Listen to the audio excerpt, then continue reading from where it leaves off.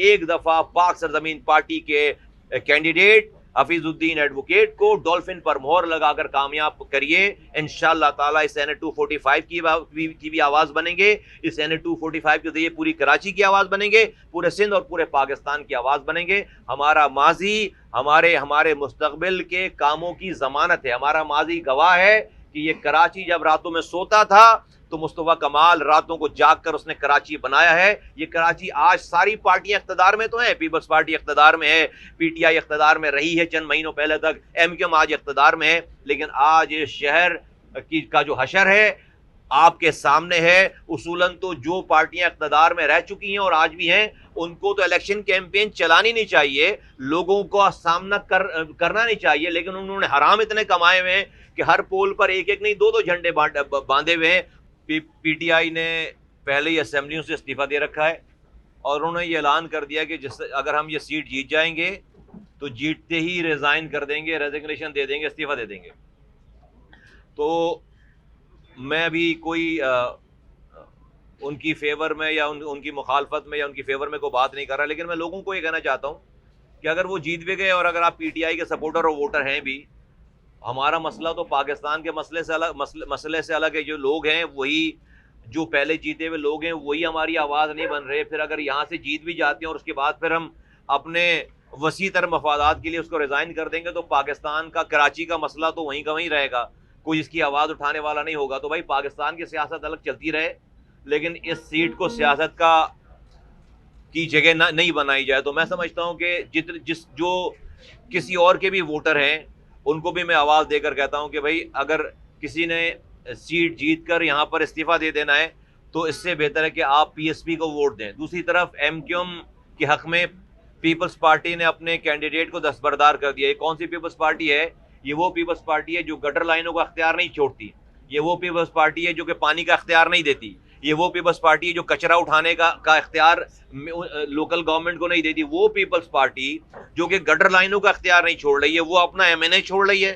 تو آپ اندازہ لگا سکتے ہیں کہ یہ ایم کیو ایم کتنی بدکار جماعت ہے بھائی, کتنی دو نمبر ہے, کتنے یہ دو نمبر لوگوں کے آئی جی کیسے ہیں یہ, کہ یہ کس لیول کی سروس دے رہے ہیں, یہ کس لیول کی پیپلز پارٹی کو کس طرح کی سروس دے رہے ہیں کہ وہ جو کہ گٹر لائنوں کا اختیار نہیں چھوڑیں, وہ جو ہے وہ لوگ اپنا ایم این اے چھوڑنے کے لیے تیار ہو رہے ہیں, ان کے دستبردار کرنے کے لیے تیار ہو رہے ہیں.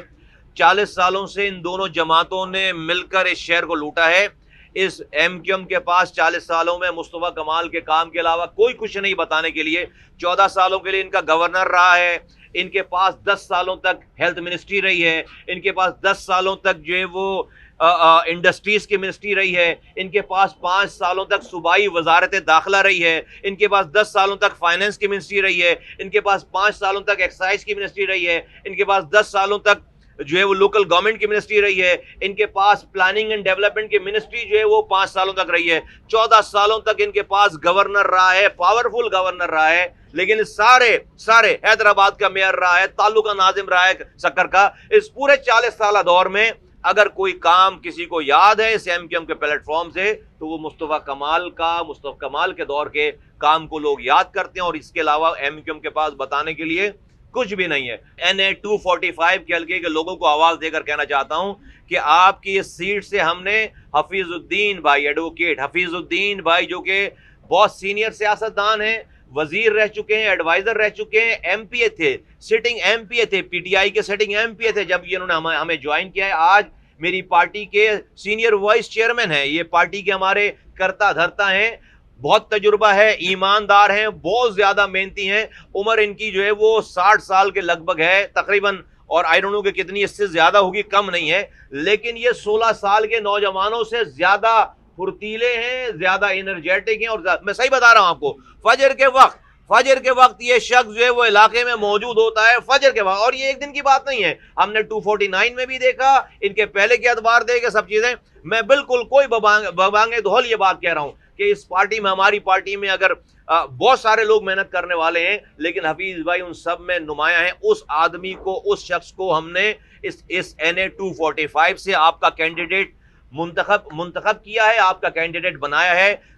میں کراچی کے لوگوں کو NA 245 یہ چینسر گوڑ سے لے کر گارڈن تک، پی آئی بی تک، پی سی ایچ ایس تک کے تمام علاقے، گلشن اقبال اور یہ جو عیسیٰ نگری ہے، پھر یہ نشتر پارک ہے، یہ جہانگیر روڈ ہے، یہ پی آئی بی کا علاقہ ہے، یہ لائنز ایریا ہے، میں سب کو آواز دے کر کہنا چاہتا ہوں کہ اس سے اچھا کینڈیڈیٹ تم لے کر سامنے لے کر آؤ، میں اس کے حق میں دستبردار کرا دوں گا. نہیں ہے، اگر آپ نے صحیح فیصلہ نہیں کیا تو پھر دیکھیں اس میں قصوروار آپ ہوں گے، کوئی اور نہیں ہوگا، اور ہمیں پھر اس بات کا افسوس نہیں ہوگا. کوئی پھر تباہی بربادی ہوتی ہے تو پھر ہمیں اس بات کا افسوس نہیں ہوگا. کیونکہ ہم اپنے طور پر اپنی ساری آسائشوں کو، اپنی ساری پرکس اینڈ پریویلیجز کو چھوڑ کر آپ کی خدمت کرنے کے لیے تیار کھڑے ہیں. اپنے آپ کو آپ کے سامنے کھڑا کر دیا ہے، اور آپ کو کردار میں ہمارا کوئی مقابلہ نہیں کر سکتا، کارکردگی میں ہمارا کوئی مقابلہ نہیں کر سکتا، ایمانداری میں ہمارا کوئی مقابلہ نہیں کر سکتا. اس شہر کو آخری دفعہ ہمارے ہاتھوں سے لوگوں نے بنتے ہوئے دیکھا، اس کے بعد یہ نہیں بن سکا شہر. اس کے باوجود بھی اگر لوگوں کو کوئی اور ان کی چوائس ہے، انہی لوگوں کی وہی چوائس ہے کہ اگر جن سے وہ ڈسے جا رہے ہیں روزانہ، تو پھر ہم اللہ کے کاموں میں مداخلت نہیں دے سکتے. پھر ہم سے اللہ تعالیٰ ہمیں پھر جو ہے وہ ہمارے عقل و شعور پہ اس نے پردے ڈال دیے ہوں گے. اگر آپ کی چوائس ہماری نہیں ہے تو پھر اس تباہی بربادی پہ پھر ہمیں بہت زیادہ افسوس نہیں کرنا چاہیے، کیونکہ یہ تباہی بربادی ہمارے اپنے ہاتھوں کی ہے. آج بھی جو لوگ ہمیں لوٹ رہے ہیں وہ انہی کے ہمارے اپنے ووٹوں سے منتخب ہو کر ہمیں لوٹ رہے ہیں. تو موقع آ رہا ہے 21 اگست کا، اور اس کے بعد 28 اگست کا موقع آ رہا ہے لوکل گورنمنٹ، اور 21 اگست کا موقع آ رہا ہے این 245 کے الیکشن میں حفیظ بھائی کو ڈولفن کے نشان پر مہر لگا کر کامیاب کریں. انشاءاللہ تعالی ہم ضمانت دیتے ہیں کہ آپ کا آنے والا کل آپ کے آج سے انشاءاللہ تعالی بہتر ہوگا. یہ آئی واش ہے سارا، لوگوں کو یہ پریس کانفرنس کر کے یہ بتاتے ہیں کہ ہمارا اختلاف ہے. ان کا کوئی اختلاف نہیں ہے، یہ اسی تنخواہ پہ کام کریں گے. انہوں نے اس قوم کو پیسے لے کر اور مراد لے کر اور دو منسٹریاں اور ایک ایڈوائزری لے کر بیچ دیا ہے. اور یہ کبھی بھی اب تو لوگوں کو واضح ہو گئی ساری باتیں نا، اب تو لوگوں کو بہت واضح ہو گئی ساری باتیں. اب مجھے لگتا ہے کہ قوم کو بتانے کی کوئی گنجائش، مہاجر نام پر انہوں نے مہاجروں کا سودا کیا ہے، اور اب ان کے اوپر زیادہ بات کرنا جو ہے وہ ٹائم ضائع کرنے والی بات ہے. جس کو پتہ چلنا تھا اللہ تعالیٰ نے ان کے اعمال کی وجہ سے سب کو پتہ چلوا دیا ہے. انشاءاللہ تعالیٰ لوگوں کو سمجھ میں آ گئی، اور میں سمجھتا ہوں کہ اس الیکشن میں ان کو جو ان کی بوکھلاہٹ نظر آ رہی ہے، ان کو بدترین شکست ہوگی انشاءاللہ تعالیٰ. جو ہمارا تجربہ ہے 240 میں 240 میں، اس میں یہ ہے کہ یہ پولیس جو ہے وہ جانبدار تھی، پیپلز پارٹی کی جو ہے وہ ورکر کے طور پر کام کر رہی تھی، ایم کیو ایم کو فیسیلیٹیٹ کر رہی تھی. پریزائڈنگ آفیسر جو ہے وہ ایم کیو ایم کے کارکنان تھے. ہم نے 8 لوگوں کو پکڑا ہے، ٹی وی کے آگے، کیمرے کے آگے ہم نے پولیس کے حوالے کیا تھا. اور اس کے بعد جو بھی حالات ہوئے، پھر فائرنگ ہوئی ہمارے آفس میں، ہمارے ساتھی شہید ہوئے، ہمارے لوگ زخمی ہوئے.